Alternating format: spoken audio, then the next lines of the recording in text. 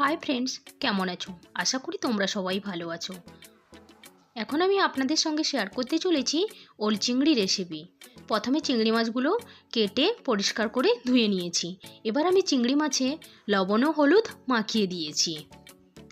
Recipe যদি ভালো লেগে থাকে আপনারা কিন্তু অবশ্যই দেখবেন। এবার কড়াইতে তেল দিয়ে দিয়েছি, তেল গরম হয়ে গেছে। একে একে করে চিংড়ি মাছগুলো দিয়ে দিচ্ছি।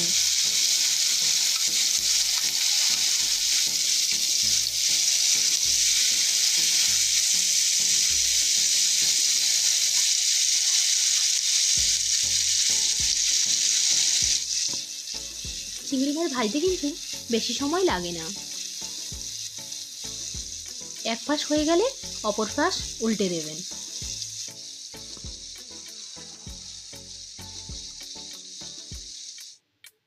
চিংড়ি মাছ ফ্রাই হয়ে গেছে। এবার আমি চিংড়ি মাছগুলোকে নামিয়ে নিচ্ছি একটা প্লেটে।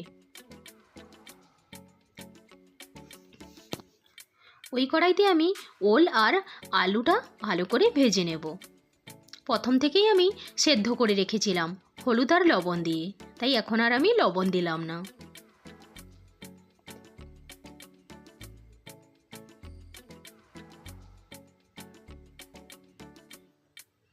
আলু আর ওলটাও ভাজা হয়ে গেছে। এবার আমি একটা পাত্রে নামিয়ে নিচ্ছি।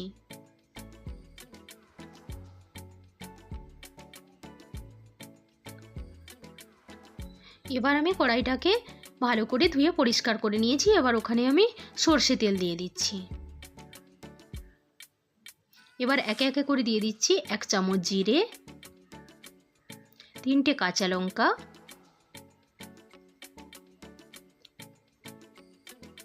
এবার দিয়ে দিচ্ছি কুচনো পেঁয়াজ। এবার এগুলোকে আমি ভালো করে ফ্রাই করে নেব।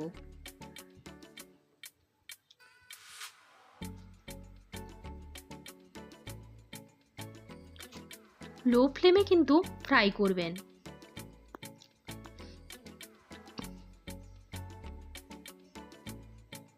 এবার আমি দিয়ে দিচ্ছি 2টো টমেটো কুচি। টমেটো কুচিটাকেও ভালো করে ফ্রাই করে নেব।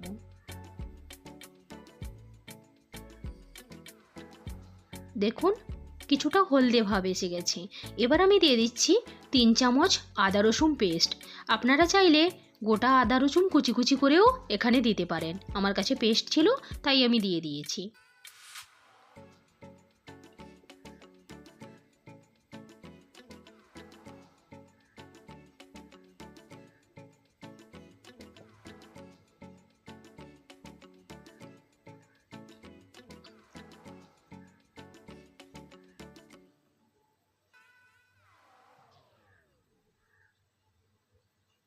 মশলাটা কিন্তু ভালো করে ফ্রাই হয়ে গেছে। এবার আমি এটা একটা প্লেটে নামিয়ে নিয়েছি। এবার এটাকে 10-15 মিনিটের মতো ঠান্ডা করে নেবেন। এটাকে আমি মিক্সিতে পেস্ট করব। মিক্সিতে পেস্ট করলে খুব সুন্দর টেস্ট হয়। আপনারা চাইলে শিলনোড়ায়ও পেস্ট করতে পারেন। দেখুন আমার পেস্ট হয়ে গেছে।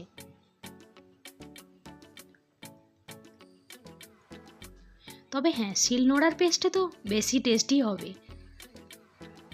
এবার কড়াই গরম হয়ে গেছে। আমি দিয়ে দিচ্ছি কিছুটা পরিমাণ রিফাইন অয়েল,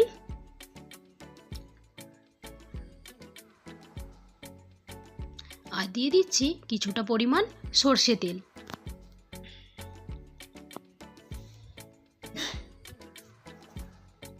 তেলটা গরম হয়ে গেছে। এবার আমি দিয়ে দিচ্ছি আধা চামচ গোটা জিরে। এবার আমি দিয়ে দিচ্ছি একটা ক্যাপসিকাম। আমার ক্যাপসিকাম খেতে আমার ছেলের খুব ভালো লাগে, তাই এখানে আমি ক্যাপসিকাম অ্যাড করেছি। আপনারা চাইলে দিতে পারেন, আবার নাও দিতে পারেন। ক্যাপসিকামটা ফ্রাই হয়ে গেছে। এবার আমি করে রাখা মশলার পেস্টটা দিয়ে দিচ্ছি। খুব লো ফ্লেমেই এটাকে নাড়াতে হবে।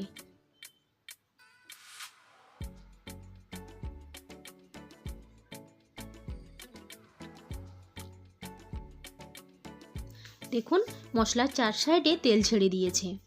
এবার আমি এখানে দিয়ে দিচ্ছি লবণ 1 চামচ। এবার আমি দিয়ে দিচ্ছি 1 চামচ হলুদ গুঁড়ো। এবার আমি দিয়ে দিচ্ছি আধা চামচ লঙ্কা গুঁড়ো। এবার আমি দিয়ে দিচ্ছি 1 চামচ জিরে গুঁড়ো আর 1 চামচ গরম মশলার গুঁড়ো। এবার আমি এটাকে ভালো করে নেড়ে নেব।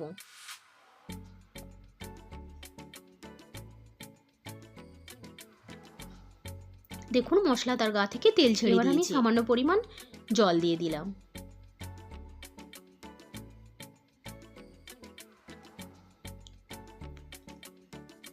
দেখুন তেলও ছেড়ে দিয়েছে, মশলার কালারটাও খুব সুন্দর এসেছে। এবার আমি যে আলু আর ওলটা ফ্রাই করে রেখেছিলাম ওইটা আমি দিয়ে দিলাম। এটা দিয়ে 5 মিনিট মতো নাড়াচাড়া করে নেব।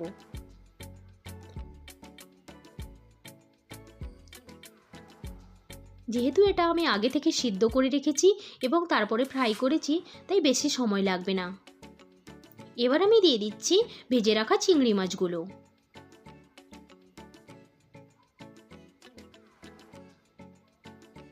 চিংড়ি মাছ দিয়ে এবার আমি ভালো করে নেড়ে নিচ্ছি।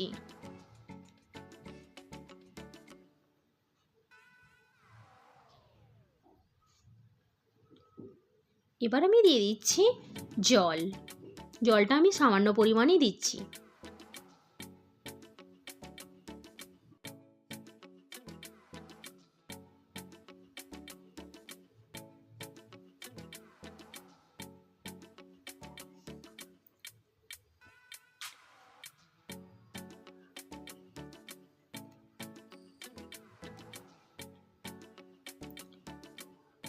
দেখুন তরকারিটা প্রায় হয়ে এসছে। এখন আমি 2টো গোটা এলাইচি থেঁতো করে দিয়ে দিয়েছি।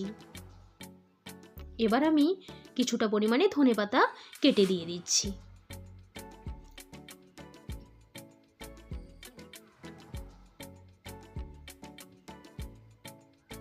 ধনেপাতা তরকারিতে দিলে খুব ভালো স্বাদ আসে।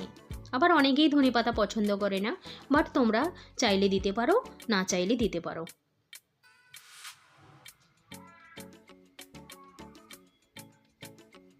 দেখুন আমার রান্না কমপ্লিট হয়ে গেছে।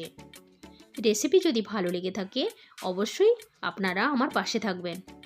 এবার আমি একটা পাত্রে নামিয়ে নিয়েছি।